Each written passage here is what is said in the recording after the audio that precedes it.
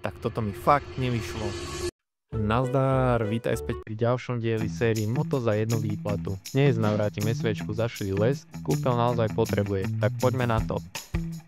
Ak Mišo dovolí, tak motorku vyberiem a hodím na stojan. Začínam aktívnou penou, ktorá moc nepení, ale aspoň trocha bordelu zmie. Ako prvé si podám zadné koleso, lebo akože toto je fakt hnoj. Všetko, čo zafrká reťaz je hnoj, takže aj tomič a okolie kolečka. Najskôr mi riadne pomohol tento koniec kefy na reťaz. Menšiu špinu potom odstránil normálny štetec. Na umytie plastov volím Lenor Gold Orchid 10/10 mamičiek odporúča. Po vzore TikTok detailerov natáčam ako pení vedro a umývam výhradne štetcom.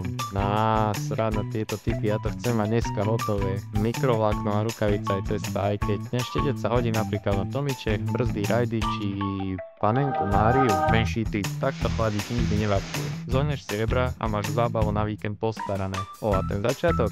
Keď sa nestalo, len som vás chcel zaujať, viete, algoritmy. A čo je teda na SVčke zlé? Najskôr však zhodnúť výsledok umývania. Dá sa, nie? A teda zlé je uchytenie svetla, kozmetické vady, deravý chladič dokrútený jak banán, páčka dokrútená jak banán, deravá hadica ešte aj krátka, ďalšie kozmetické vady, chýbajúce sprutky, chýbajúci kus páčky a trochu vyosená maska. V ďalšej časti mi konečne prídu diely a budeme počuť krásny zvuk. Moc to neznie ako Twin, tak nezabudni sledovať.